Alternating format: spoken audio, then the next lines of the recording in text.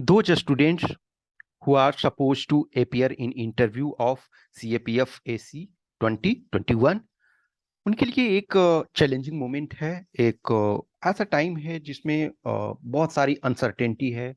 कोई भी एस्पिरेंट ये चाहता है कि टाइमली चीजें क्लियर हो जाए, ताकि एक सर्टेनिटी हो, इधर हो या ना हो। जब हम रिटन क्वालिफाई होते हैं, फिजिकल क्वालिफाई होते हैं, मेडिकल क्वालिफाई होते हैं, जब इंटरव्यू बच जाता है, तो हम अपने गोल के करीब होते हैं। अब आप जो एक तरह से ऑलरेडी 99% से अच्छे थे, तब आपने रिटेन क्वालिफाई किया। फिर देखा जाए, हाफ जो कैंडिडेट हैं वो मेडिकल फिजिकल में आपके बाहर हो जाते हैं। तो अब एक तरह से आप 99.5% कैंडिडेट से बेटर होते हो, बट स्टिल अब क्या है, एवरी 3 कैंडिडेट हैं, तो उसमें से 3 में 1 का सिलेक्शन होना है। फॉर एग्जांपल, आपके पास सीट 171 है, तो ऑलमोस्ट मोर और लेस 500 के आसपास इंटरव्यू में अपियर होंगे। 500 से लिटिल लेस भी हो सकता है, लिटिल मोर भी हो सकता है, बट नॉर्मली क्या है, 3 टाइम्स कैंडिडेट होते हैं। अब इंटरव्यू का डेट अभी तक नहीं आया, तो इसमें से अनसर्टेनिटी बहुत ज़्यादा कैंडिडेट के पास है। तो रेगुलर रूप से मैसेज आता है कैंडिडेट का, तो मैं इस वजह से ये आपको वीडियो में के थ्रू मैसेज दूं, ताकि जो भी हमसे जुड़े हुए हो वो एटलीस्ट इस चीज़ को जान सको। एक चीज देखो, जो इंटरव्यू डिले का कारण है, वो अभी क्या है कि मेडिकल सर्विस का जो इंटरव्यू चल रहा है, वो है ईपीएफओ का भी पैरेलली चल रहा है। अब मेडिकल सर्विसेज का जो पहले वाला था शेड्यूल, तो उसके अनुसार था कि ठीक है, अगस्त फर्स्ट वीक में वो फिनिश हो जाएगा। लेकिन उसके बाद न्यू शेड्यूल आ गया है। जो न्यू शेड्यूल एक तरह से क्या है, 24 अक्टूबर तक चलेगा। तो 24 अक्टूबर तक उनका चलेगा, उसके बाद आपका दिवाली आ जाएगा। तो अब एक संभावना है, एक पॉसिबिलिटी ये है कि आपका जो है नवंबर में इंटरव्यू किसी भी टाइम स्टार्ट हो सकता है। एक कारण डिले का ये भी है कि जो यूपीएससी पूरे बोर्ड है, यानी कि यूपीएससी के जो पूरे मेंबर्स हैं, वो अभी फुल नहीं है, फुल स्ट्रेंथ में यूपीएससी नहीं वर्क कर रही है। अब ऐसे अदरवाइज देखें तो पैरेलल इंटरव्यू चलता है, चल रहा है। इनफैक्ट देखो, मेडिकल सर्विसेज, उसके बाद आपका ईपीएफओ, और छोटे छोटे जो देखोगे स्पेशल रिक्रूटमेंट यूपीएससी निकालती है डिफरेंट ऑर्गेनाइजेशंस के लिए, डिफरेंट इंस्टीट्यूशंस के लिए, तो इंटरव्यू पैरेलल चलते रहते हैं। यदि यूपीएससी पूरे फुल स्ट्रेंथ में होता है, तो डिफरेंट आपका बोर्ड, देखा जाए तो 10 बोर्ड्स हम बना सकते हैं। लेकिन अभी क्या है, कम लोग हैं, तो इस वजह से अब देखो, ईपीएफओ का इंटरव्यू 1 अगस्त को फिनिश हो रहा है।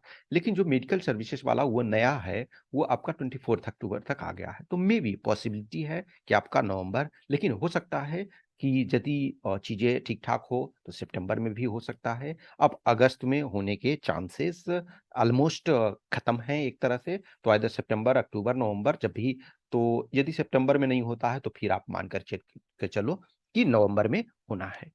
अब जो कैंडिडेट अभी इस बार 22 में चांस है, प्लीज आप, चाहे जिस भी कंडीशन में हो, आपका ऑलमोस्ट सर्टेन हो, तब भी आप रिटेन पार्ट में एपियर हो, यदि आपके पास अटेम्प्ट है। Lot of time it is happening, and बहुत सारे स्टूडेंट को मैं ये बोलता हूँ कि यू आर, आपका जो रैंक होगा वो कुछ भी होगा, लेकिन यू विल बी सिलेक्टेड। लेकिन in spite of all that, uncertainty को हम कुछ नहीं कर सकते हैं। सम टाइम जस्ट 2 मार्क्स के कारण कोई कैंडिडेट सेलेक्ट नहीं होता है।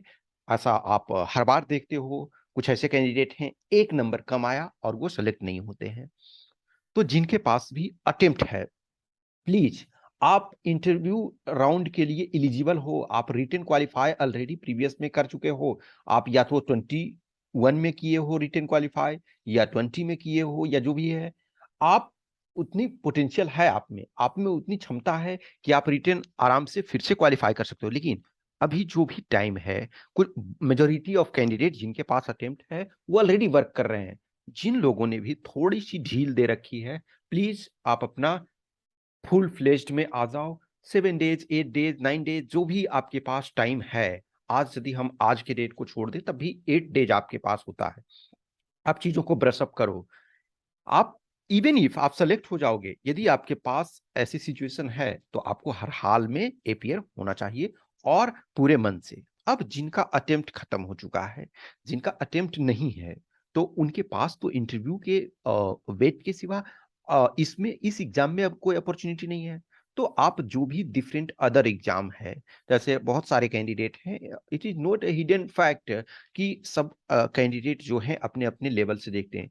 तो आपको इवन इफ सर्टेनिटी भी है, प्रॉपर है कि हम हो जाएंगे, बहुत सारे कैंडिडेट को मैं बोलता हूं कि यस, तुम्हारा रैंक जो भी रहेगा सिलेक्शन हो जाएगा। हाँ, यदि उसने ऑनेस्टली हमें अपना जो इनपुट दिया है, या फिर मैं जिस कैंडिडेट को जानता हूँ, जिस कैंडिडेट का मैं कॉपी चेक कर चुका हूँ, तो उसके बारे में मैं कह सकता हूँ। तो जिनका अटेम्प्ट है फुल रूप से अभी 8 डेज है, 8 डेज को ही पूरे तरीके से दो।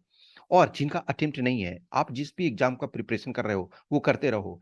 कहीं भी है, आप किसी चीज को स्टडी करते हो तो वो बेकार नहीं जाता है ना, या इंटरव्यू देना है आपको।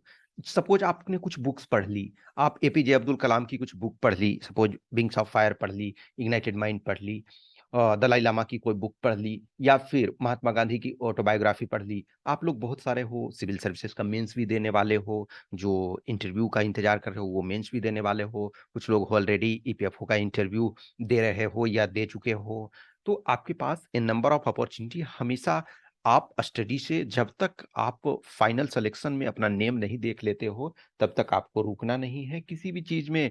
सर, जो होता है ना कि समटाइम बहुत हम फाइन लाइन पे ऐसा होते हैं कि जस्ट थोड़ा सा अच्छा हुआ तो हम इस साइड आ जाते हैं और सेलेक्ट हो जाते हैं, थोड़ा सा मिस्टेक हुआ हम उस साइड रह जाते हैं। तो हर के पास एक बात मानो, मैं ये मानता हूं कि जो भी इंटरव्यू में यूपीएससी के जो एग्जाम स्टैंडर्ड है, अब सीडीएस वाले को मैं उतना ये नहीं सबको मानता हूं कि जो भी सीडीएस क्वालिफाई रिटन हो गया है, तो वो, क्योंकि सीडीएस में का रिटन क्वालिफाई करना रिलेटिवली इजी है, मैं इजी नहीं कर रहा हूँ, रिलेटिवली इजी। लेकिन यदि आप असिस्टेंट कमांडेंट का रिटन क्वालिफाई करते हो, देखो असिस्टेंट कमांडेंट में क्या है कि वंस आप रिटन क्वालिफाई किए, उसके बाद जो है आपका ये मार्क्स जो है 75% वेटेज इधर है, तो क्लियर हो जाता है कि हाँ, हम बहुत सारे कैंडिडेट का एक बॉर्डर लाइन पे होता है, लेकिन बहुत सारे लोगों का क्लियर हो जाता है कि ठीक है, हमारा जो भी स्थिति रहेगा हम फिजिकल मेडिकल पास कर जाएंगे तो हो जाएगा। लेकिन सीडीएस में क्या है कि सीडीएस में आप फर्स्ट रैंकर भी रिटन पार्ट में हो, तो आपकी कोई गारंटी नहीं है कि एसएसबी में आपका क्या होगा। तो यहाँ मैं मानता हूँ कि असिस्टेंट कमांडेंट में मोर सर्टेनिटी है। तो बहुत सारे कैंडिडेट हैं जो ऑलरेडी आप इंटरव्यू में अपेयर होने वाले हो या इन सब फैक्ट एग्जाम देने वाले हो, तो उसमें से ऑलरेडी कुछ लोग हैं सिविल सर्विसेज का मेंस लिख चुके हैं, या स्टेट पीसीएस का मेंस लिख चुके हैं, या आईबी का इंटरव्यू दे चुके हैं, या और अदर रेपुटेड एग्जाम। तो एक बात मानो कि जब आप उस स्टैंडर्ड में पहुंच गए हो, तो आप क्वालिफाई करोगे देर सवेर, चाहे इस एग्जाम में ना हो किसी और में।